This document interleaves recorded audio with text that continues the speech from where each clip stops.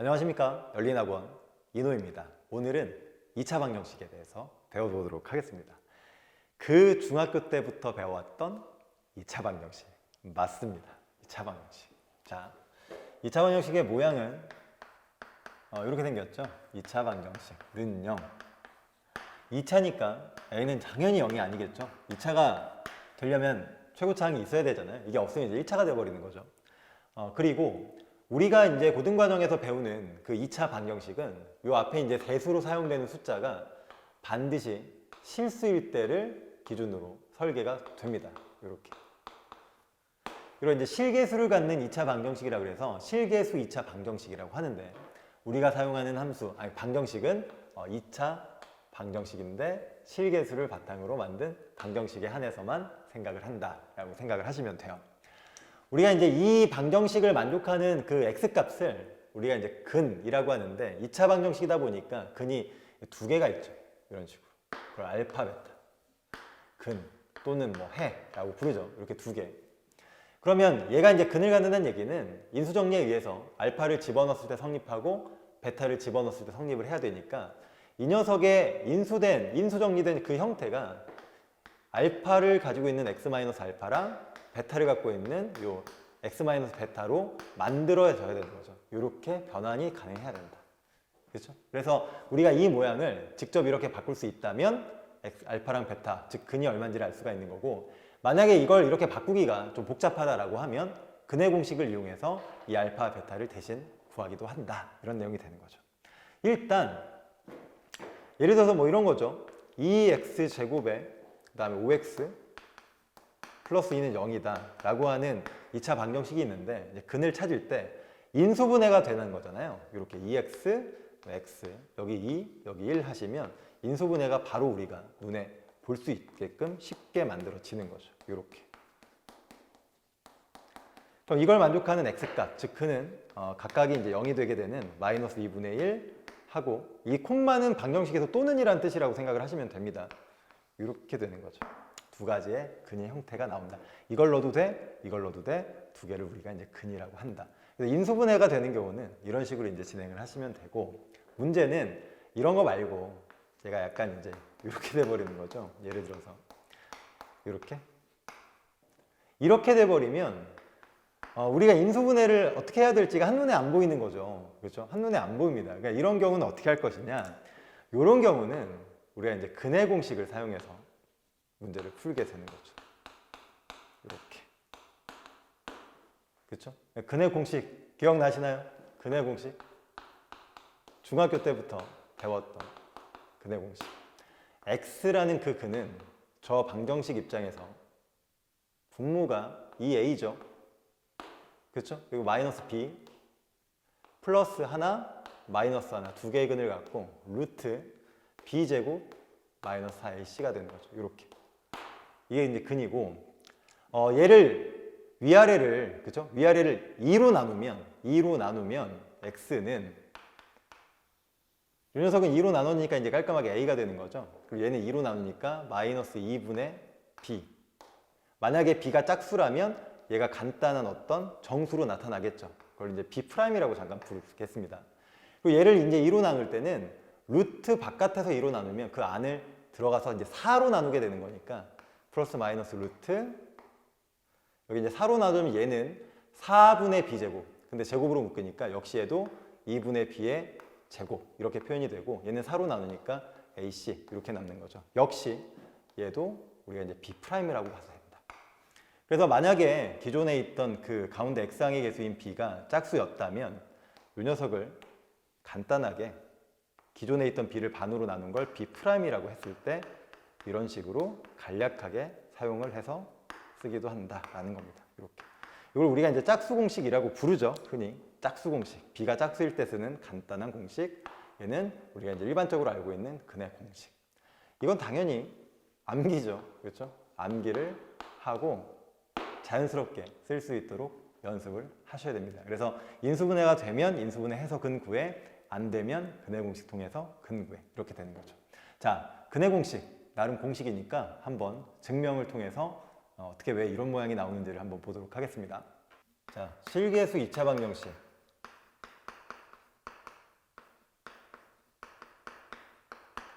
이 녀석의 근해 공식에 대한 유도. 일단 근해 공식에 대한 유도를 하기 전에 무리수 연산 중에서 우리가 이렇게 분수 연산을 한번 했었잖아요. 이렇게 루트 a분의 b. 이 연산에 대해서 좀 살펴보도록 하겠습니다. 이게 네 가지 부류가 있죠. 그죠? 이렇게 루트 a분의 b 다 한번 봅시다. 유도 과정에서 이 개념이 들어가요. 보통은 그냥 아무 생각 없이 푸는데 이 개념이 들어가죠. 일단은 플러스일 때 먼저 플러스 여기다 그냥 이렇게 쓸까요? 플러스 여기 플러스일 때 이거는 밑에는 플러스 반대로 이제 위에는 마이너스가 될 때 얘는 둘 다 마이너스가 될 때 요건 좀 특별한데 밑에가 이제 마이너스 위에가 플러스가 될 때 이렇게 네 가지로 부호 상태를 나눠서 정리를 한번 해보도록 하겠습니다. 요거는 플러스니까 그냥 계산이 되죠. a분의 b입니다. 그냥 뭐 안에 것끼리 나눠서 그대로 이제 써주면 되는 상황인 거죠. 요 놈은 음수 양수기 때문에 연산이 일단 바로는 안 되죠. 그래서 이 음수 상황을 양수로 바꿔서 연산을 해줘야 되는데 a야 뭐 양수니까 이제 그대로 써주고 요거는 이제 음수잖아요. 그러면 자 마이너스 음수를 바깥으로 빼준다. 그리고 안을 양수로 만들어준다죠. 그러니까 마이너스를 붙여도 실제로 얘가 이제 음수였기 때문에 얘가 이제 양수가 되는 거고 바깥으로 마이너스를 뺀다는 의미에서 이제 i가 이렇게 바깥으로 빠지는 거죠. 이런 식으로 빠지죠. 그렇죠? i를 빼면서 안을 양수로 만든다. 그러면 이제 양수니까 연산이 가능해지는 거죠. 이렇게 됩니다. a분의 마이너스 b. i는 이 뒤에 곱해져 있는 거죠. 그리고 나서 이 i를 이 안으로 다시 넣어주면, 그죠? 이게 마이너스 1로 안으로 들어가니까 결론적으로 그냥 a분의 b로 깔끔하게 정리되는. 역시 양수 음수일 때도, 그죠? 양수 음수일 때도 그대로 안에 것끼리 계산하는 것과 별반 다르지 않다. 이거는 둘 다 음수니까 얘도 이제 마이너스 a, 이놈도 마이너스 b로 이렇게 써줘야 얘가 이제 양수인 거죠. 양수. 그리고 i가 이제 바깥으로 빠져나오는데 어차피 분모 분자 같이 있으니까 어때요? 없어지죠. 그러면 이것도 결과적으로 루트 합쳐져서 마이너스 a, 마이너스 b인데 어차피 마마니까 풀풀로 바꿔 써도 상관없는 거죠. 그래서 얘도 루트 a분의 b가 된다. 그러니까 이 세 가지가 전부 다 양음과 관계 없어요. 그냥 안에 것끼리 계산해도 상관이 없다라는 결론이죠. 다 똑같이 나오니까. 그런데 이 마지막은 다르죠. 이 마지막은. 자, 이거는 루트 마이너스 a, 즉 양수로 바꿔주고 i를 바깥으로 빼는 거죠. 분자가 아니라 분모의 i가 있는 거죠. 그리고 위에는 그대로 루트 b. 얘 계산을 해줍니다. 루트 그냥 a분의 b죠. 이렇게 되는 거죠. 앞에 마이너스, 여기 이제 마이너스가 안 보이나요? 여기 마이너스 있어요. 마이너스 이렇게. 그리고 이 분모가 i다 보니까 i가 있다 보니까 이 녀석을 없애주기 위해서 i를 분모 분자에 한 번 더 곱해주죠. 이렇게. 그럼 얘는 이제 마이너스 1이 되는 거잖아요. 그죠? 마이너스 1이 되니까 루트 앞으로 보냅니다. 짠. 이렇게 되는 거죠. 마이너스 a분의 b. 그리고 아까 여기 위에 있던 i는 이렇게 남아있는 거죠. 이렇게. 그리고 이제 마지막으로 이놈을 넣어주면, 그죠? 넣어주면 결과적으로 이제 완성이 되는데 재밌는 거는 자, 얘가 이제 들어갔어요. 얘는 이제 모양 보이는 건 이제 a분의 b처럼 정상적으로 보이는데 앞에 마이너스가 생기는 거죠. 앞에. 그렇죠? 이거든 전부 다 그냥 안에 것끼리 계산, 안에 것 계산, 안에 것 계산인데 분모가 음수고 분자가 양수인 이 상황만 특별히 앞에 마이너스가 생기는 거죠. 이렇게 됩니다. 그래서 밑에가 음수, 위에가 양수인 상황을 제외하면 무리수의 이 나눗셈 연산은 그냥 안에 것끼리 계산을 해도 상관없다라는 게 이제 우리 눈에 보이는 거죠. 알겠죠? 이 상황을 한번 생각을 하시고 이 근해 공식의 유도 상황을 한번 관찰해 보시기 바랍니다. 근해 공식의 유도 시작하도록 하겠습니다. 자, 이 녀석 근해 공식. 이렇게 하는 거죠. ax 제곱 bx c는 0. 그죠? 여기서 시작을 하죠. 자, 양변을, 그렇죠? 양변을 어차피 a가 0은 아니니까 양변을 a로 나눠줍니다. 그래서 깔끔하게 x 제곱 a분의 bx 여긴 좀 벌려놓겠습니다. 그리고 a분의 c를 여기다가 이렇게 는 0 써줄게요. 괜찮죠? 이렇게. 사실은 이걸 이제 먼저 넘겨놔도 되는데 좀 이따 넘기도록 하겠습니다. 그래서 이렇게 만들고 여기다가 그죠? 여기다가 얘의 절반의 제곱을 더해줍니다. 절반의 제곱. 그러다 보니까 2a 분의 b의 제곱 이렇게 되는 거죠. 그리고 여기다가 이제 마이너스 2a 분의 b를 얘 상대된 값을 써주면 되는 건데 이거 어차피 여기다 쓰나 넘기나 똑같죠. 그래서 우변에다가 그렇죠? 얘랑 똑같은 녀석을 이렇게 더해줄게요. 얘도 마저 넘기겠습니다. 그렇죠? 얘도 마저. 자, 그러면 왼쪽에 있는 요식까지가 완전 제곱으로 묶이게 되는 거죠. 이렇게 묶입니다. x 플러스 2a분의 b 완전 제곱 묶이고 얘가 우변으로 넘어가죠.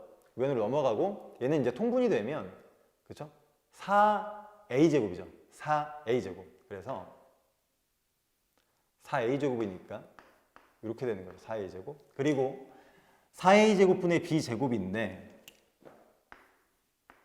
여기는 a분의 c가 우측으로 넘어가다 보니까 넘어가서 마이너스가 되고 통분이 되다 보니까 이 위에가 마이너스 4ac가 이렇게 붙게 되는 거죠. 이렇게 정리가 됩니다. 자, 됐죠?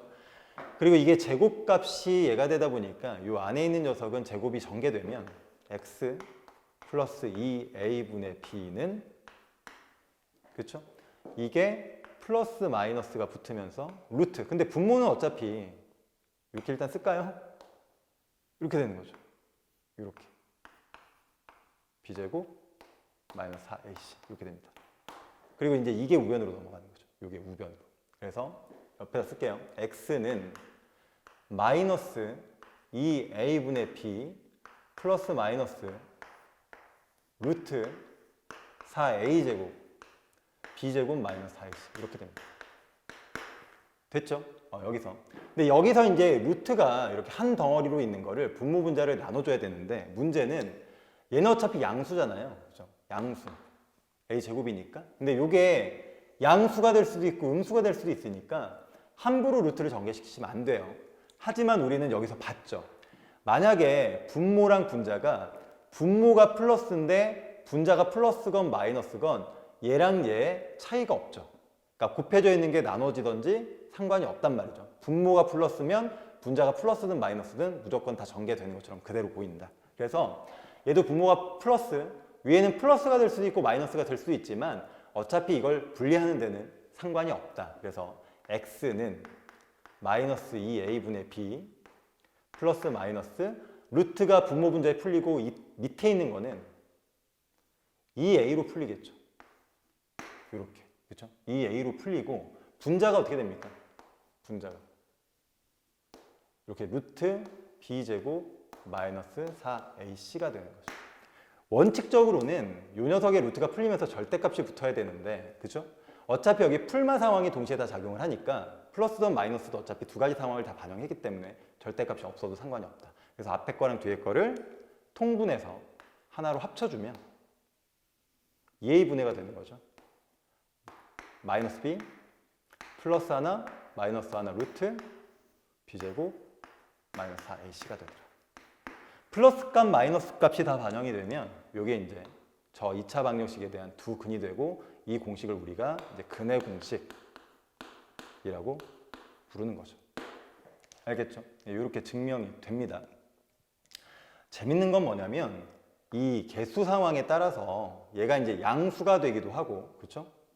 양수면 루트 안에 양수니까 실수죠. 그래서 실수근이 두 개 나오기도 하고 얘가 0이 될 수도 있으면 0이 되면 이제 플러스냐 마이너스냐가 의미가 없는 거죠. 그냥 값이 하나, 근이 하나만 나오는 거고 얘가 만약에 음수가 되면 루트 안에 음수, 허수가 돼서 근 자체가 이제 허근이 되는 거죠. 그래서 결과적으로 여기 안에 들어있는 요 b제곱 마이너스 4ac라고 하는 요 식이 근이 어떤 형태의 근을 갖느냐를 판단해주는 식이 되는데 그래서 이 식을 우리가 뭐라고 부르냐면 바로 판별식이라고 부릅니다. 이걸 D라고 쓰죠. 이렇게 쓰죠. 판별식. 이 녀석은 이제 우리가 근의 형태가 이제 서로 다른 두 실근이 나올 것이냐 아니면 중근이 나올 것이냐 서로 다른 두 허근이 나올 것이냐를 판단하는 식이 되는 거죠. 그래서 특별히 이제 판별식이라고 부르고 이렇게 해서 이제 근의 공식이 증명이 되고 중간에 이게 루트가 분해되는 과정에 엄밀한 논리적인 의미가 바로 이 연유 때문에 발생한다라는 거고, 마지막으로 이 판별식은 우리가 이제 근해 형태를 판별하는 데 굉장히 중요한 식이 된다. 그래서 이 판별식에 대해서 좀 더 구체적으로 한번 살펴보도록 하겠습니다. 칠판 지우고 다시 오도록 하겠습니다. 판별식에 대해서 면밀히 한번 살펴보도록 하겠습니다. 중요하죠. 자, 실계수 방정식에서 A, B, C가 실수일 때죠. 이렇게 A는 0이 아닐 때, 자, 근해 공식, 우리가 방금 증명했던 그 근해 공식, X는 2A분의였죠. 마이너스 B에 플러스 마이너스 루트 요한이 B제곱 마이너스 4AC. 자, 얘가 만약에 B가 이제 짝수일 때는 특별히 기존에 있던 B를 2로 나눈 그 절반의 값을 B'이라고 해서 위아래를 2로 나눠서 식을 또 간단하게 만들어서 쓰기도 하죠. 이걸 이제 짝수 근해 공식이라고 부르기도 하는데, 형태는 이렇습니다. 마이너스 B' 플러스 마이너스 루트, 여기는 이제 B'의 제곱 마이너스 그냥 AC예요. 그러니까 2로 나누다 보니까 얘는 2가 없어져, 얘는 안에서 이제 제곱이 돼서 들어가서 나눠지니까 4가 없어지는 거죠. 이게 근해 공식, 이게 짝수 공식. 뭘 써도 상관이 없는데 보통 이제 짝수일 때는 이걸 쓰는 게 좀 더 간단하다. 근해 공식이 이렇게 되는 거 반드시 암기를 하시기 바랍니다. 됐죠? 자, 이제 근이 이렇게 나오다 보니까 우리가 인수분해된 형태가 이렇게 되리라는 것도 짐작할 수가 있죠. 여기에 이제 이렇게 들어가요. 마이너스 하고서 방금 썼던 요 근해 공식 중에서 나왔던 그 근해 공식. 근이죠, 근. 근해 공식이 아니고. 이렇게 일단 하나가 들어가는 거죠. B제곱 마이너스 4AC. 이렇게. 그렇죠? 이렇게 근이 인수가 하나 생기는 거고. 그 다음에 또 다른 인수는 이제 나머지 한 근이 여기 들어가는 거죠. 역시 2A분의 마이너스 B, 이번엔 마이너스 루트 B제곱 마이너스 4AC 이렇게 되는 거죠. 는 0 이렇게 되는 거죠. 인수분해는 형태가 이렇게 될 것이다. 만약에 근이 정수가 보이는 상황이면 이게 X자로 우리가 이걸 직접 만들 수가 있는데, 근이 뭐 무리근이라든지 아니면 허근이 나오는 경우는 우리가 직접 인수분해를 통해서 이 결과적인 모양을 만들 수가 없으니까 근해 공식을 써서 근을 먼저 구한 다음에, 그렇죠? 근을 먼저 구해서 그걸 인수분해 모양에 집어넣어서 완성하셔도 됩니다. 알겠죠?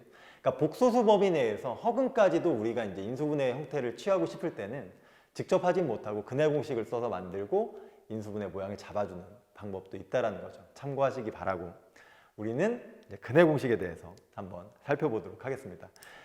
이제 요 안에 있는 게 근해 공식이 아니라 요 안에 있는 게 이제 판별식이죠. 판별식에 대해서 살펴봐야 되는데 근해 공식이라고 합니다. 판별식입니다.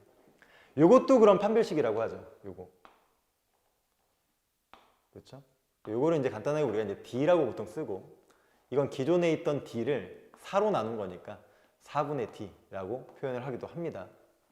됐죠? 요 녀석을 한번 살펴볼 텐데, 가만히 보면 이 D가 양수일 때, 그렇죠? 양수. 그렇죠? 요 양수일 때는 이 녀석도 양수, 여기 안에 또 양수니까 이 루트 값과 이 루트 값이 실수로 드러나서 실수근 하나, 실수근 하나, 실근 두 개가 되는 거죠. 근데 얘는 하나는 플러스고 하나는 마이너스다 보니까 이게 이제 서로 다른 두 실근이 될 수밖에 없는 상황인 거죠. 그래서 판별식이 0보다 크면 서로 다른 두 실근을 갖는다가 되는 거죠. 이렇게 서로 다른 두 실근을 갖는다. 근데 여기서 이제 참고할 만한 게 뭐냐면, 만약에 A 그리고 B, C가 유리수라면, 그렇죠? 유리수.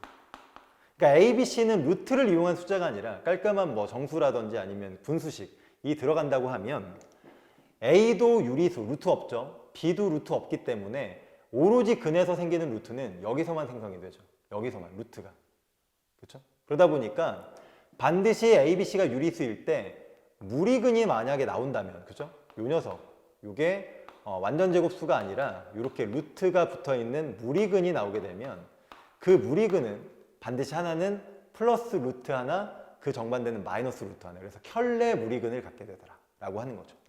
다시 한번, A, B, C가 유리수면 여기 말고는 루트가 나올 수가 없기 때문에 루트가 하나 플러스로 잡히면 나머지 한 근은 마이너스로 잡힐 수밖에 없다. 그래서 근 하나가 무리근, 나머지 하나는 켤레 무리근이 된다. 그렇죠? 무리수의 그 값에 대한 부호만 반대, 나머지는 다 똑같은 켤레 무리근을 갖게 된다는 거죠. 이렇게 되는 거예요. 켤레 무리근을 갖는다. 기억을 하시기 바랍니다. 그러니까 만약에 A, B, C가 한 유리수로만 되어 있는 경우라면 만약에 하나의 무리근만 확인을 해도 나머지는 하나까지도 어떤 모양이 생길지를 알 수가 있게 되는 상황이다라고 생각을 하시면 돼요.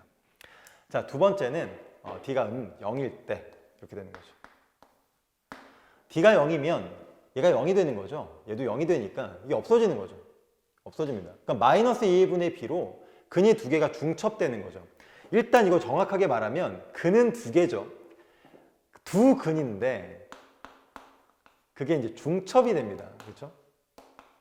그래서 두 근이 중첩되는 이런 형태를 우리가 특별히 중근이라고 하는 거죠. 중근을 갖는다. 좀 애매하긴 한데 이렇게 생각하시면 돼요. 서로 다른이라는 말이 주어지면 문제에서 서로 다른, 그럼 확실하게 판별식이 D는 0보다 크고, 만약에 이 서로 다른이라는 말이 주어지지 않고 그냥 실근이라고 해버리면 그때는 두 개가 중첩되어서 되는 이 중근인 상황까지도 포함을 한다라고 생각하시면 돼요. 그냥 두 근은 중근인 경우와 서로 다른 두 실근인 경우를 다 말하는 것이고, 서로 다른이라는 언급이 있어야지만 확실하게 이 녀석의 상황을 말하는 것이다라고 생각을 하시면 됩니다. 알겠죠? 자, 그래서 이게 중근이 된다라고 생각을 하시면 되고, 그 다음에 이제 D가 0보다 작을 때,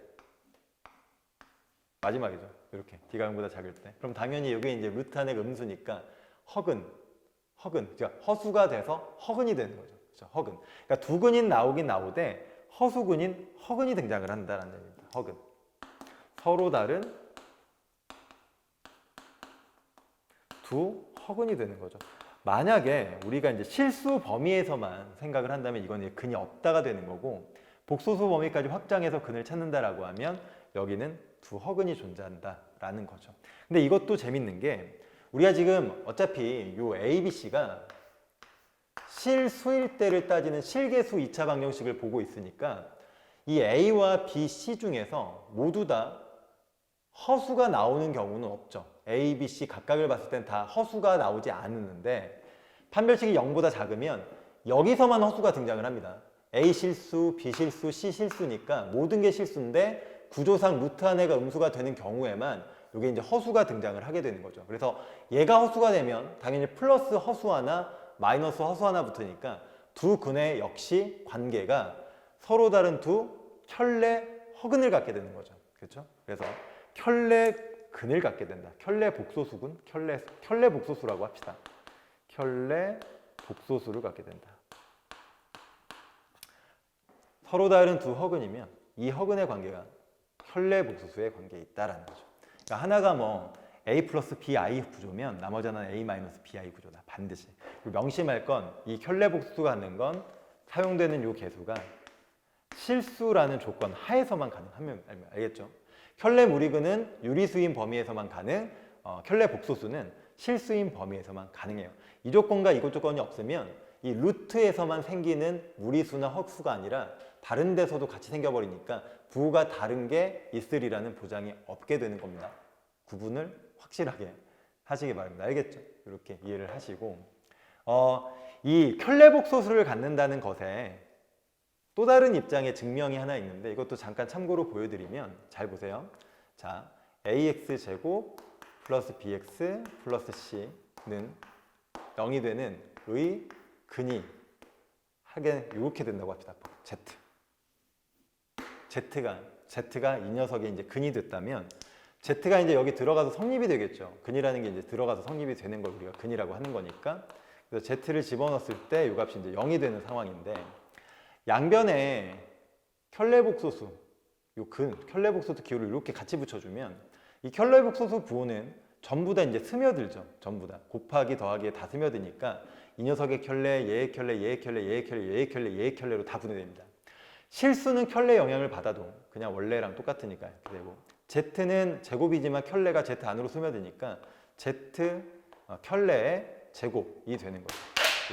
이렇게 A입니다. 그리고 여기도 마찬가지로 B의 Z 켤레, 그렇죠? 이렇게 되는 거고, 그 다음에 C는요 이렇게 되는 거죠. 그러면 얘 입장에서 보면 정확하게 X자리 대신에 Z바가 들어간 있는 형태니까 이 방정식을 만족하는 그 또 하나의 근이 바로 뭐가 된다? Z바도 될 수밖에 없다라는 게 증명이 됩니다. 그렇죠? 그래서 한 근이 만약에 복소수 근이 나왔다면 나머지 한 근은 그 켤레 복소수 근이 나올 수밖에 없다라고 여기서도 확인이 되죠. 자, 판별식에 관련해서는 여기까지가 이제 전체적인 내용이고 요 세 가지 경우를 반드시 판단을 하시고 근이 어떤 식으로 나오게 되는지를 확인해 보시기 바랍니다. 됐죠? 넘어가도록 하겠습니다. 이제 근과 계수의 관계에 대해서 설명할 텐데 그 전에 참고할 만한 몇 가지 좀 특징적인 2차 방정식의 어떤 성질에 대해서 간략하게 한번 보여드리도록 하겠습니다. 만약에 일반적인 이제 2차 방정식에서 이런 2차 방정식이 있을 때 당연히 A는 0이 아니죠. 그렇죠? 이렇게 됐을 때 이때 한 근이, 그치? 한 근이 알파라고 할게요. 그리고 알파는 0이 아닙니다. 그렇죠? 2차 방정식의 한 근이 알파라고 했을 때 알파가 근이니까 당연히 이제 대입이 돼서 성립이 되겠죠. 대입해 보면 이렇게 되는 거죠. A 알파 제곱 더하기 B 알파 C가 성립하게 되죠. 양변을 알파 제곱으로 한번 나눠보도록 하겠습니다. 어차피 뭐 0은 아니니까 나눠도 상관이 없죠. 알파 제곱, 알파 제곱, 알파 제곱으로 나누면, 그죠? 이 녀석의 모양은 A, 얘는 B 곱하기 알파 분의 1이죠. 이렇게. 얘는 C 곱하기 알파 제곱분의 1이죠. 그걸 이렇게 묶어서 그냥 제곱이라고 쓰겠습니다. 는 0 이렇게 되는 거죠. 그렇죠? 그래서 이거를 역순으로 다시 한번 정리를 하면 C 곱하기 알파분의 1 제곱이죠? 그 다음에 B 곱하기 알파분의 1 A가 되는 거죠. 요렇게. 그래서 이게 어떤 의미를 갖느냐 요런 얘기입니다. 요런 얘기입니다. 만약에 이게 CX제곱에 BX 그 다음에 이렇게 A가 되는, 그러니까 기존의 요 방정식에서 개수가 역순이 되는 거죠. 그렇죠? 개수가 A, B, C인데 얘는 C, B, A 역순. 이렇게 역순이 되면 이 녀석의 한 근이 알파였잖아요. 그럼 얘 한 근이 뭐가 되느냐? 방금 위에서 보여드렸다시피 X자리에 알파분의 1이 되는 거죠. 그렇죠? 그래서 개수가 역순이면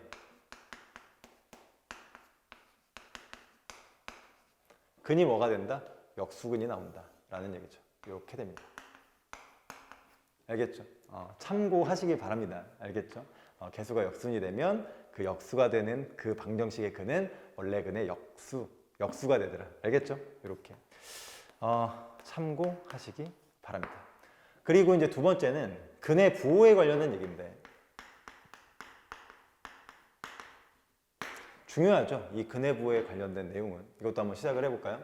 자, ax 제곱 bx 플러스 c 0인데 이 근이, 그죠? a는 0이 아니고 두 근의 부호가 서로 다른, 그치? 서로 다른 양의 근.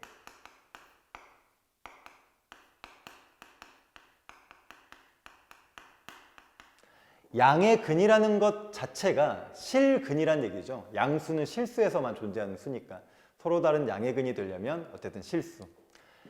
판별식이 일단은 0보다 어때야 돼요? 커야 되죠. 그렇죠? 서로 다른이니까. 만약에 그냥 양의 근을 갖는다라고 하면 판별식이 이제 0보다 크거나 같다가 되는 거죠. 어찌됐건 0보다 크고 그 다음에 이제 둘 다 양근이 돼야 되니까 얘를 의미하는 두 근이 서로 양근이 돼야 되니까 두 근의 합이, 그렇죠? 알파 베타라고 두 근을 잡겠습니다. 근을 안 잡았네요. 알파 더하기 베타가 이제 양수면 되는 거죠. 그러니까 이게 양수면 적어도 하나는 어쨌든 양수다. 뭐 양수, 음수가 되더라도 어쨌든 양수가 하나 적어도 하나 있다는 얘기죠. 거기다가 이 곱한 거 있죠. 이것마저도 양수다. 이렇게 잡아주는 거죠. 곱한 게 양수면 둘의 부호가 똑같은데 둘 중에 적어도 하나는 양수니까 둘 다 양수가 될 수밖에 없다. 그리고 그게 실수로 드러났다. 그래서 서로 다른 양의 근을 갖게 되는 이 개수의 조건은 판별식과 두근의 합 그리고 두근의 곱이 각각 이런 식의 셋 다 양수가 되면 되는 거죠. 결과적으로 이렇게 된다. 자, 두 번째는 서로 다른 음의 근. 음의 근. 서로 다른이 없으면 여기 판별식에 등호가 들어가는 것 뿐이에요. 상황은 별로 달라지지 않습니다. 어찌됐건 얘도 실근이 되는 거니까 판별식은 0보다 커야 되죠. 실근이니까. 그렇죠? 자, 더한 값은 당연히 음수여야 되죠. 그래야 적어도 하나가 음근이 되는 거고, 부호는 곱한 값은 0보다 역시 커야 되죠. 그러니까 둘 다 양이 되거나 둘 다 음이 되는 경우도 어쨌든 부호가 똑같으니까 양수가 돼야 되는 거고, 거기다가 이제 음이니까 더한 값은 음수가 되는 거고, 실근이 나와야 되는 거죠. 음수도 어쨌든 실수니까 판별식이 0보다 크다. 그래서 이 세 개의 조건이 바로 서로 다른 음수근이 나오게 되는 조건이 된다. 자, 마지막으로 부호가 다른 두 근이죠. 그렇죠? 부호가 다른 음근 하나, 양근 하나, 그렇지? 부호가 반대인 두 근이라고 할까요? 음근 하나, 양근 하나죠. 결과적으로. 자, 일단 판별식은 당연히 0보다 커야 되죠.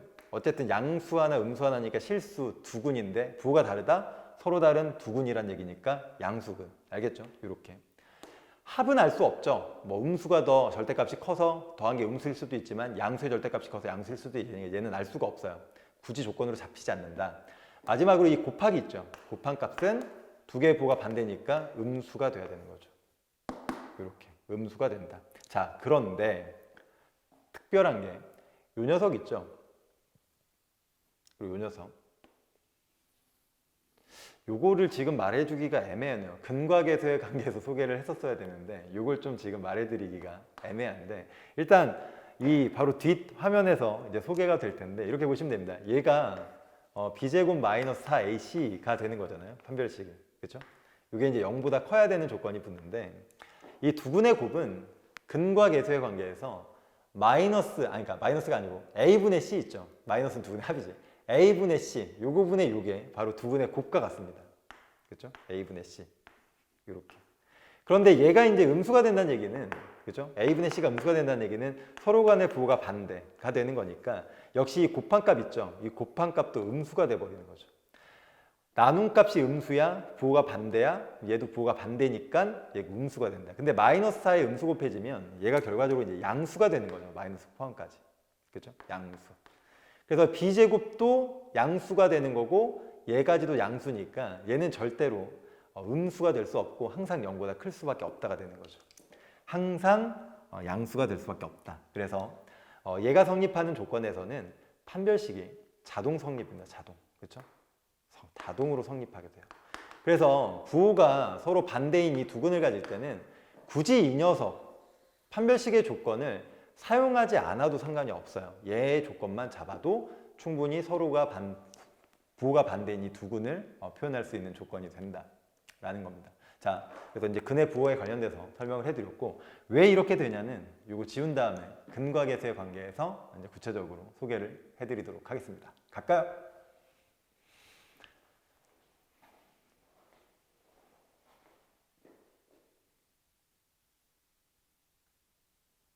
근과 계수의 관계를 살펴보도록 하겠습니다. 별거 아닙니다. 자, 보세요. 역시 또 몇 번을 쓰는지 모르겠네요. 어마무시하겠습니다, 지금. 실수. 지긋지긋하죠? N은 0이 아니다. 자, 됐죠? 이 녀석의 두 근을, 그죠? 두 근을 알파와 베타라고 하겠습니다. 알겠죠? 알파, 베타. 자, 그랬을 때 이 녀석의 인수분해된 형태가 이렇게 된다는 것은 다 알고 계시죠? 이렇게 되는 거죠. 그렇죠? 이렇게. 이게 같은 식이라는 거죠, 결과적으로. 얘가 이렇게 바뀌는 거니까. 그래서 이 식을 양변을 a로 나누겠습니다. a가 0이 아니니까 나눠도 상관없죠. 이렇게. x로 a로 나눠주면 이런 식의 이제 형태가 되는 거죠. 이렇게. 이렇게 됩니다. 그렇죠? 이것도 a로 나눠줄까요? 근데 이건 뭐 나누면 그냥 딱 없어지죠. 얘만 남는 건데 이걸 이제 전개해서 상황을 한번 보면 x에, 그렇죠? 자, 마이너스 알파 플러스 베타의 x 제곱이죠. 그렇죠? 이렇게. 그 다음에 얘는 플러스 알파 베타 이렇게 되는 거죠. 는요. 이게 같은 식인 거죠. 결과적으로. 근데 비교를 좀 해보면 마이너스 알파 플러스 베타, 즉 두근 합이, 두근 합, 그렇죠? 여기서 a분의 b랑 똑같은 거죠. a분의 b. 그렇죠? a분의 b. 그러다 보니까 결과적으로 이제 알파 더하기 베타, 즉 두근의 합은 ab 개수 관계에 따르면 이게 마이너스 이제 a분의 b 이렇게 떨어지는 거죠. 두근의 합은 마이너스 a분의 b. 굳이 두근을 다 구하지 않아도 개수만 봐도 두근의 합은 쉽게 알 수가 있다. 그리고 이게 이제 두근의 곱안입니까? 이게 이제 요 값이랑 똑같은 거죠. 그렇죠? 그래서 알파 플러스 베타는 두근의 곱인데 플러스가 아니죠. 곱하기죠. 두근의 곱은 그냥 a분의 c랑 똑같다. 얘는 마이너스가 붙고 얘는 안 붙네요. 그렇죠? 특징이 이렇게 두 가지로 됩니다. 참고로 간혹 이제 교과서에 보면 두근의 차를 구하는 공식을 소개해 놓은 교과서가 있는데 차를 구하는 과정을 잠깐 소개해 드리면 이 차라는 게 이런 거죠. 큰 거에서 작은 걸 뺀다. 그러니까 엄밀히 따지면 알파, 베타 중에 누가 더 큰 걸 나타내는지를 모르니까 보통 이제 차라는 거는 알파 마이너스 베타 이렇게 절대값을 씌워서 이렇게 나타내는 거죠. 근데 이제 요 값을 구하는 공식이 왜 만들어지냐면 이렇게 한번 보시면 돼요. 우리가 곱셈 공식의 변형 중에서 두 개를 뺀 녀석에 대한 요 제곱은 두 개를 더한 녀석의 제곱에서 마이너스 4알파 베타를 뺀 것과 똑같죠. 그렇죠? 그리고 여기다가 루트를 씌워주면 그렇죠? 알파 베타가 풀리면서 이제 절대값으로 풀리는 거죠. 이렇게 절대값 루트가 되는 거죠. 이렇게 됩니다. 근데 이 녀석을 우리가 이제 알고 있던 더하기랑 곱하기 관계에서 개수 관계로 바꿔주면 얘는 마이너스 a분의 b가 제곱되니까 a 제곱분의 b 제곱 이렇게 되는 거고, 그다음에 알파 곱하기 베타는 a분의 c가 들어가죠. 그러니까 마이너스 a분의 뭐가 돼요? 4c, 그렇죠? 4c가 되는 거죠. 얘 통분을 해보면 a 제곱으로 통분이 돼요. 그리고 이제 루트 바깥으로 빠져나옵니다. 그럼 그냥 a로 나오겠죠? 어차피 절대값 a인데 그냥 a로 나온다고 봅시다. 이렇게 되는 거죠. a로 나오고, 그렇죠? 그리고 위에는 뭐가 됩니까? 그렇죠? b제곱 이렇게 되나요? 마이너스 4ac 이렇게 되는 거죠. 그리고 이제 a가 양수인지 모르니까 엄밀히 따지면 이게 절대값을 붙여놔야 되겠죠. 마지막에 이렇게 나타내 줍니다. 그래서 사실은 이제 요거를 외워서 푸는 학생들도 있는데 굳이 뭐 이게 외울 정도로 뭐 어려운 상황도 아니고 그냥 이 더하기랑 이 곱하기를 이용해서 그때그때마다 요 공식 다 알고 계시잖아요. 요 공식을 이용해서 직접 계산해 보시는 걸 추천드립니다. 이거 외우지 않으셔도 됩니다. 알겠죠? 뭐 외울 수 있으면 좋기도 하겠지만 어쨌든 이렇게 해서 이제 근과 계세 관계. 자, 여기까지 이제 기본적인 2차 방정식에 대한 개념 설명이 마무리가 됐고, 요 화면이 넘어가면 우리가 이제 제일 귀찮아하는 절대값이 들어있는 방정식 문제, 그리고 가우스 기호가 들어있는 방정식 문제를 간단하게 소개를 해드리도록 하겠습니다. 자, 특별히 꼭 한 번은 풀어보고 고민해 봐야 될 2차 방정식의 특수한 문제들 세 가지를 소개해 드릴 텐데, 일단 첫 번째, 정수근을 갖는 2차 방정식입니다. 자, 일단 근의 조건이 정수근, 그리고 이 조건을 갖게끔 하기 위한 미정계수가 존재하죠. 그러니까 직접 얘를 계산을 해서 근을 구할 수가 없어요. 그런데 양의 정수라는 이 조건만으로 미정계수인 m 값과 실제 두 근의 제곱의 합까지 구해야 되는, 그러니까 정수라는 조건이 주어졌을 때 근을 구하는, 특별히 이거를 우리가 이제 부정방정식이라고 합니다. 알겠죠? 근데 보통 이제 교과과정상에서 잘 소개를 하지 않기 때문에 특별히 한번 보여드릴 상황이에요. 한번 보세요. 자, 일단 시작은 어떻게 하느냐? 자, 정수근이죠. 정수, 그렇죠? 정수라는 거는 이제 뭐 0, 그다음에 1, 2, 마이너스 1이나 마이너스 2처럼 이렇게 예쁜 숫자죠. 이제 그런 조건을 갖는 근인데, 그러다 보니까 우리가 이제 관계식을 형성할 때 알파와 베타로 만들어져 있는 관계식을 먼저 만들어서 정수라는 조건을 이용해서 이제 근을 다 찾을 거예요. 일단 근과 계세 관계인 알파 플러스 베타를 적용을 합니다. 이렇게 알파 더하기 베타는 마이너스 a분의 b, 즉 이 값이 m 플러스 1이 되는 거죠. 이 미정계수로 알파 베타를 표현할 수가 있는 거죠. 또 하나, 두근의 곱, 이 곱은 a분의 c, 즉 m 플러스 4 이렇게 되는 거죠. 이 미정계수는 우리가 알 수 없는 값이기 때문에 얘네들을 이용해서 미정계수를 매개로 연립을 합니다. 즉 이 녀석을 m으로 정리를 해서, 그렇죠? 이렇게 미정계수를 내 눈에서 없애버리는 거죠. 대입하는 거죠. 그렇죠? 소거시킨다고 하죠, 보통. 그래서 알파 베타는 알파 베타 플러스에다가 마이너스 1에 플러스 3이 되는, 즉 알파와 베타로, 즉 정수 조건으로 만들어져 있는 이 특별한 방정식이 하나 만들어지는 거죠. 자, 이것도 한쪽으로 넘겨서 정리를 하겠습니다. 왼쪽으로 넘길까요? 자, 그러면 알파 베타, 그렇죠? 마이너스 알파, 마이너스 베타, 상수는 우변에 잠깐 놔두겠습니다. 이렇게 되는 거죠. 이렇게.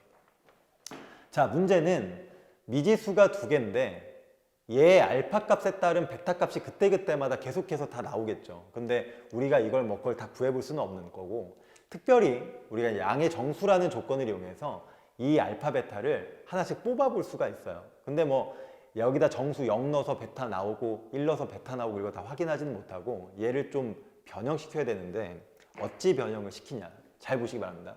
자, 이 녀석을 알파와 베타가 들어간 형태의 곱으로 표현을 할 거예요. 이런 식으로 알파 베타를 다 안으로 들여보내서 곱하기를 할 건데, 인수분해가 완벽하게 되는 건 오른쪽이 이제 는영이 되게끔 다 묶어내는 거죠. 근데 이 상황에서는 그게 불가능하고 여기는 이제 상수가 남도록 합니다. 어쩔 수 없죠. 곱하기로 만들어서 문자를 다 넣어. 근데 이게 완벽하게 는영이 되지 않으니까 얘를 상수로까지만 인정을 하고 상수까지는 표현을 할게요. 일단은 얘네 둘을 일단 알파로 묶어줍니다. 이렇게. 됐죠? 그럼 이제 베타, 마이너스 베타가 남아있는데 이 녀석을 얘랑 또 묶어내기 위해서 베타가 들어간, 즉 베타 마이너스 1이랑 똑같은 형태를 뒤에다 만들 거예요. 근데 그냥은 만들지 못하고 보정을 하셔야 되죠. 일단 얘랑 똑같은 모양을 씁니다. 그냥 일단 써요. 그냥 일단 쓰고, 기존에 있던 식에는 마이너스 베타였는데 이렇게 써버리면 이게 플러스 베타가 돼서 값이 달라져 버리니까 여기 앞에다가 마이너스를 붙여줍니다. 그래서 마이너스 베타를 유지를 시켜주는데, 문제는 마이너스 베타는 나왔지만 얘가 전개돼서 생기는 플러스 1이 원래 없던 거잖아요. 그래서 플러스 1이 소거될 수 있도록 보정값 마이너스 1을 뒤에다 붙여줘야 되는 거죠. 그래야 이 식이 이 식으로 정확하게 표현이 되는 거죠.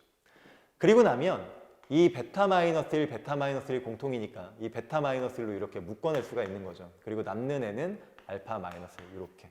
우변은 안타깝게도 0이 아니라 이제 3이 남게 되죠. 이렇게 되는 겁니다. 얘가 0이면 베타가 1, 알파가 1 해서 확정이 되는데, 안타깝게도 얘가 이제 0이 되지 못하니까 일단 여기까지의 상황에서 알파 베타를 이제 다 직접 구하셔야 돼요. 문제는 이게 어쨌든 정수가 된다는 거죠. 베타가 정수니까 얘도 정수가 될 것이고, 그러다 보니까 정수와 정수가 곱해서 3이 되는 상황이 그리 많지는 않다. 그래서 3이 되려면 1하고 3 혹은 마이너스 1하고 마이너스 3일 수도 있죠. 음수니까 여기에 3이 들어가고 여기가 1, 여기에 마이너스 3, 마이너스 1일 수도 있다. 이렇게 되는 거죠. 그래서 만약에 얘가 1이 된다면 베타는, 그쵸? 베타는 2가 되는 거죠. 이때는 대신 알파는 이제 4가 되는 거고, 이렇게 되는 거죠. 얘가 마이너스 1이 되면 이제 베타가 0이 되는 거고, 이 녀석은 알파니까 마이너스 2가 되겠죠. 얘는 베타가 4가 되는 것이고, 이 녀석은 알파가 2가 되는 거고, 얘는 베타가 마이너스 2, 얘는 알파가 0이죠. 근데 문제 정수의 조건에서는 알파 베타가 양의 정수라고 했으니까 이 상황 안 되죠. 알파 베타 양의 정수니까 이 상황도 안 됩니다. 두 가지밖에 안 된다. 이렇게. 근데 이거는 어차피 제곱해서 더하면 값이 일괄적으로 이제 20이죠. 16 더하기 4니까 답이 20으로 어쨌든 이 상황이든 동일한 값으로 나온다. 이런 식으로 이제 접근을 해주시면 되는 거죠.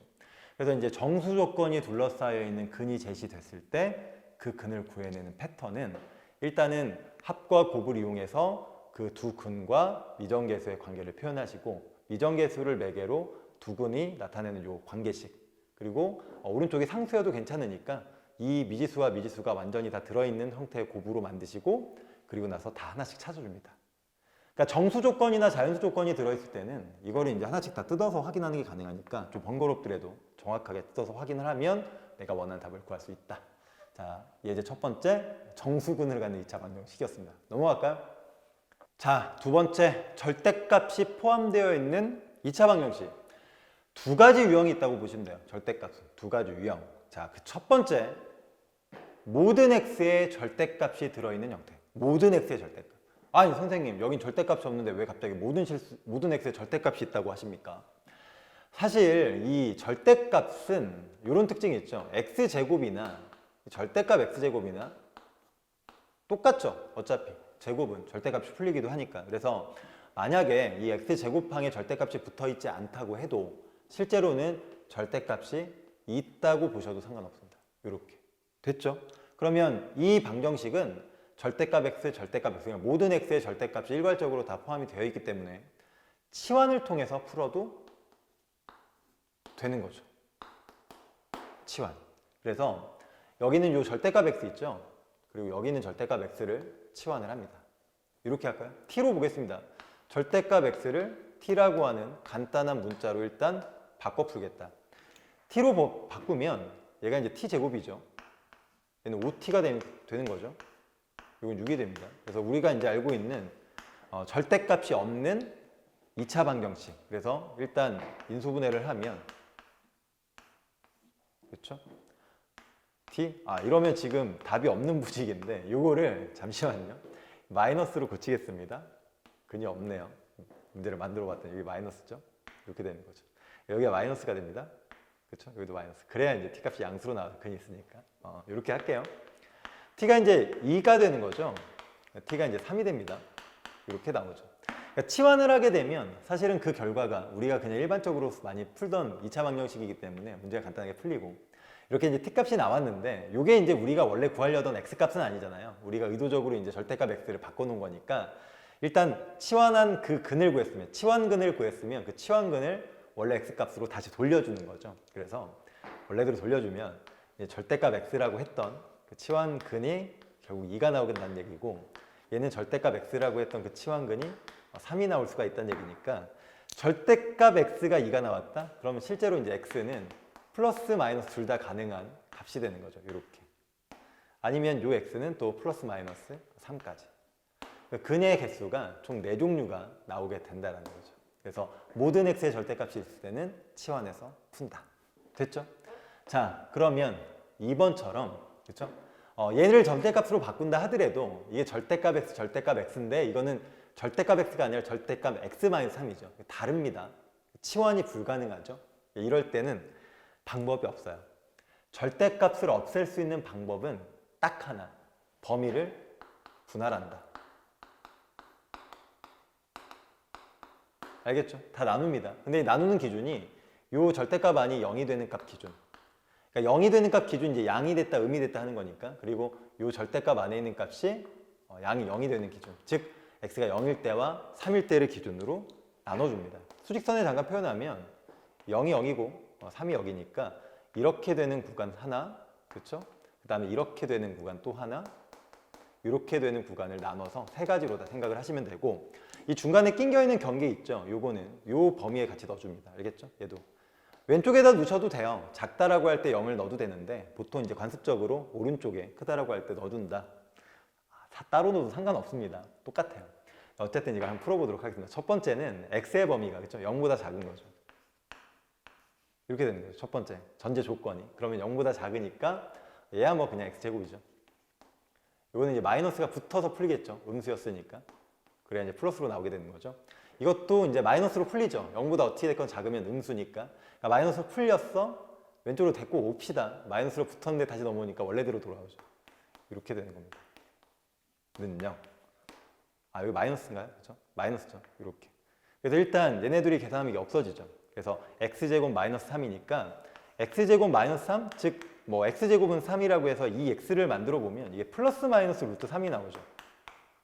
이렇게 두 가지가 나오는데 둘 다 답으로 그냥 바로 인정되는 건 아니고 아까 우리가 이제 이 식이 나오게 됐던 전제 조건을 한번 보고 검토를 하셔야 되죠. x가 음수였는데 양수는 안 되니까 버리십니다. 이것만 하나 되는 거죠. 이렇게 일단 근 하나 찾았고 두 번째는 이제 x가 요 사이에 있을 때 0보다 크거나 같고 3보다 작을 때 그럼 이 조건 하에서 얘는 뭐 그냥 x제곱이죠. 절대값이 없는 거니까 상관없이 이 녀석은 양수 그렇죠? 플러스 x 0에서 3이니까 음수죠. 그렇죠? 음수가 돼서 왼쪽으로 데리고 넘어오면 그죠? 마이너스로 풀려서 다시 데리고 넘어오면 역시 이제 x 마이너스 3은 0 이렇게 될 것이다. 그래서 x제곱 2x가 되네요. 마이너스 3은 0이죠. x값 구해보면 뭐가 됩니까? 마이너스 3 하나 나오죠. 그 다음에 1 하나 나옵니다. 이렇게. 그렇죠? 두 가지 형태로 나오게 되더라. 근데 이것도 이 범위 내에서, 그렇죠? 이 범위 내에서 해당되는 것만 허락이 되는 거니까 마이너스 3은 안 되는 거죠. 이것도 제외. 이것만 되는 거죠. 이런 식으로 하나씩. 자, 이제 마지막 3보다 크거나 같을 때, x가 3보다 크거나 같을 때. 됐죠? 그러면 이것 뭐 x제곱이니까 그냥 원래대로 x제곱. 그렇죠? 이 녀석은 양수, 그냥 x. 얘도 양수죠. 그러니까 마이너스가 안 붙죠. 데리고 오면서 이제 마이너스가 다시 붙으니까 마이너스 x 플러스 3은 0 이렇게 되는 거죠. 지워지죠. 그래서 x제곱이 마이너스 3인데 실수 조건 하에서는, 그렇죠? x의 값이 실수로 존재할 수 없기 때문에 근이 없다라고 하시면 돼요. 없다. 이 상황에서는 근이 실수로선 존재하지 않는다. 실제 우리가 구하는 이 실수근은 마이너스 루트 3과 1 하나밖에, 두 개죠. 두 개가 나올 것이다. 이런 식으로. 그래서 정리하자면 일괄적으로 x에 깔끔하게 절대값이 다 들어있는 경우는 치환해서 간단하게 풀 수 있지만, 그렇지 않은 경우는 방법이 절대값이 없으려면 다 구분을 범위를 나눠서 한다라는 거죠. 그래서 범위 9에 식 만들어 푼 다음에 확인, 범위 9에 식 만들어 푼 다음에 확인. 꼭 확인 과정을 거쳐서 근이 되지 않는 거는 제외시켜 주시는 겁니다. 잊지 마시기 바라요. 자, 넘어갈까요? 대단원의 마지막 가우스 포함된 2차 방정식에 대해서 한번 보도록 하겠습니다. 예제를 2개 들어 드릴 텐데 이거 2개 이외에는 특별한 상황이 발생하지 않을 거라고 믿습니다. 이 이외의 경우는 직접 이제 문제를 풀면서 한번 이 내용을 바탕으로 고민을 해보시고 공부하시기 바랍니다. 자, 일단은 가우스 그 기호가 무엇이냐? 보통 우리가 이렇게 이제 대괄호 모양으로 쓰고 이제 미지수 하나 넣죠. 실제로 이제 어떤 숫자가 들어가는데 이런 기호 옆에는 설명이 항상 나와 있어요. 뭐라고 나와 있냐면 안에 들어간 이 x보다 작거나 같은, 그러니까 크지 않은이라고 표현을 보통 해놓죠. 크지 않은, 작거나 같은 최대 정수, 크지 않은 최대 정수라고 이제 하죠. 흔히 말해서 이걸 이제 내림한다라고 생각을 하시면 조금 받아들이기가 수월하십니다. 내림. 예를 하나 들어보도록 하겠습니다. 일단 수직선을 하나 그려놓을게요. 수직선. 항상 헷갈리면 이 수직선에서 생각을 하시면 돼요. 여기 0이 있죠? 1, 2, 3 있습니다. 마이너스 구간이 있죠? 마이너스 2, 마이너스 3 이렇게. 자, 이제 가우스 몇 개의 값을 한번 구해볼 텐데 상황이 보이실 겁니다. 일단은 가우스에 뭐 3.4를 집어넣었다. 그러면 수직선상에서 3.4가 여기 있잖아요. 여기 오른쪽에. 그렇죠? 3보다 크니까. 근데 이 가우스의 결과값은 뭐가 돼야 되냐면 이 값보다 크지 않다는 얘기는 이 값 기준 이 왼쪽이죠. 이 값 포함 왼쪽. 크지만 않으면 되니까 같거나 작은. 근데 이 중에 정수가 되게 많죠. 무한대로 많은데 그 많은 정수 중에서 바로 옆에 있는 최대한 그 중에서 가장 큰 정수, 즉 마이너스 3을 나타내는 거죠. 마이너스 3이 아니죠. 플러스 3. 이게 이렇게 되는 거죠. 얘보다 오른쪽만 아닌 얘 포함 왼쪽에 있는 정수 중에 가장 최대 정수, 그렇죠? 가장 먼저 만난 정수를 써주시면 되는 거고, 만약에 이 가우스 값 자체가 이렇게 정수가 들어가는 상황이면 얘보다 크지 않은 최대 정수니까 그게 2입니다. 그 값 그대로 나오는 거죠. 이렇게 된다. 그렇죠? 이렇게 되고, 그 다음에 마지막으로 여기에 이제 마이너스 뭐 1.3이 들어갔다. 이렇게 되면 이 마이너스 1.3을 착각하시는 사람들이 이게 지금 소수를 버리면 되지 않나라고 착각을 하는데, 이 마이너스 1.3은 사실은 이제 여기죠. 마이너스가 더 내려가 있죠. 그러니까 여기 기준 크지 않은 최대 정수는 마이너스 1이 아니라 바로 마이너스 2가 된다는 거. 그죠?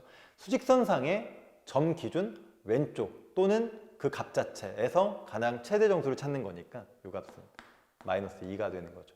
그렇게 됩니다. 이거 마이너스 1이라고 착각하시면 안 돼요. 이렇게 일단 기억을 하고 계시고, 그리고 참고사항 또 하나. 반대로 만약에 우리가 이제 미지수 x를 넣었을 때 이 결과값이 1이 됐다라고 하면, 그죠? 1이 나왔다고 하면 이 x에 들어갈 수 있는 값이 되게 많죠.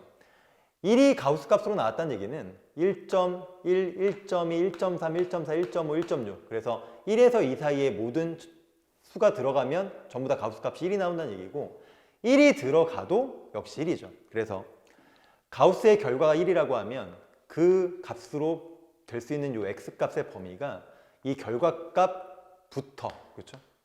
얘보다 하나 더 큰 값까지 이렇게 되는 거죠. 이 값 포함하지 않죠. 여기서부터 여기. 그러니까 요 사이에 들어있는 값의 모든 가우스 값은 바로 1을 가리키게 된다. 이런 얘기가 되겠습니다. 하나 더 예를 들어 드릴까요? 예를 들어서 x의 범위, 요 결과값이 마이너스 2가 나왔다. 그러면 이 값을 가우스 결과값으로 가져야 되니까 여기에 있는 모든 실수가 들어갔을 때 얘를 가우스 값으로 갖는다는 얘기죠. 그래서 이때 x의 범위도 마찬가지로 마이너스 2보다 크거나 같고 얘보다 하나 더 큰 마이너스 1보다는 작다라는 범위로 나오게 된다. 그래서 가우스의 결과값을 가지고 이 안에 들어있는 x의 범위까지도 찾아낼 수가 있는 거죠. 다시 한번 강조하지만 이 값부터예요. 그쵸? 그거보다 하나 더 큰 값까지. 이 값부터 하나 더 큰 값까지 나오게 됩니다. 꼭 기억해 두시기 바랍니다. 뭐 별거 아니지만 참고해서 문제 푸는데 필요하니까. 됐죠? 자, 그 다음. 실제 이제 문제 한번 풀어볼게요. 지금 가우스 문제를 내가 이제 선생님이 2개를 적어놨는데 하나는 아까 절대값처럼 이제 모든 가우스에 일괄적으로 가우스 기호가 쳐져 있는 경우가 있고 얘는 혼자 있고 나머지는 없는 경우가 있죠. 얘는 마찬가지로 아까랑 치환해서 접근을 합니다. 그러니까 이 녀석과 이 녀석이 어차피 전부 다 x의 가우스가 씌워져 있으니까 치환을 해도 전부 다 같이 치환이 되는 거죠. 그래서 가우스 x를 t라고 두겠습니다. 이렇게 t. 그리고 t는 이제 정수가 되는 거죠. 가우스의 결과값은 정수가 될 수밖에 없으니까 t로 바꾸면 2t제곱 플러스 3t 플러스 1이죠. 우리가 알고 있는 일반적인 그냥 2차 방정식이 되는 거죠. 인수분해를 해볼까요? 이렇게 되죠. 1, 1, x차. 그럼 2t 플러스 1에다가 t 플러스 1이죠. 그럼 근이 마이너스 2분의 1 하나 치환한 치환근이죠. 실제 근이 아니죠. 치환근. 이것도 마이너스 1이죠. 이렇게 2개 나옵니다. 근데 이 t의 범위는 정수에만 해당이 되는 거니까 사실은 이 값은 여기선 나왔지만 실제로는 근이 될 수 없는 관계이기 때문에 이거는 생략하셔야 돼요. 없애버립니다. 이게 이제 실제로 우리가 가질 수 있는 t의 값이 되는 거죠. 자, t 값이 이제 답은 아니고 이걸 다시 원래대로 돌려주면 이렇게 되는 거죠.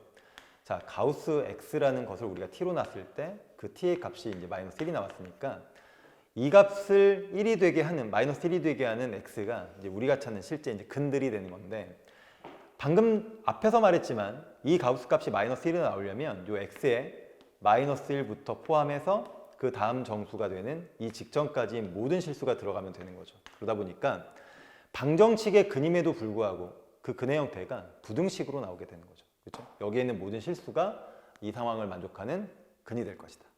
알겠죠? 그래서 이렇게 치환해서 접근을 한다. 어렵지 않죠? 그렇죠? 자, 이제 마지막입니다. 자, 이거는 얘만 가우스, 얘는 가우스가 없죠. 그러니까 치환을 한다고 해도 나머지 x가 남아서 오히려 이제 더 복잡하게 되는 경우인데 이것도 이제 방법이 없어요. 실제로 가우스를 없앨 방법은 근을 범위, 근의 범위? x의 범위죠. 그렇죠? x의 범위를 분할하는 거죠.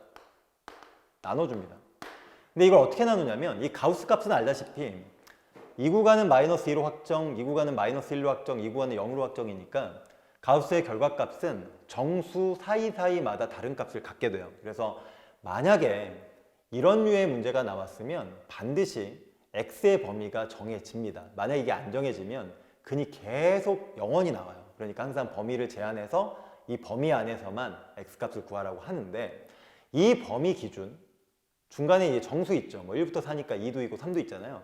이 범위 기준으로 전부 다 나눠줍니다. 그래서 첫 번째는 1, 원래는 1 포함해도 되는데 어차피 범위 자체에 1이 없으니까 1보다 크고 2보다 작을 때 이렇게 첫 번째.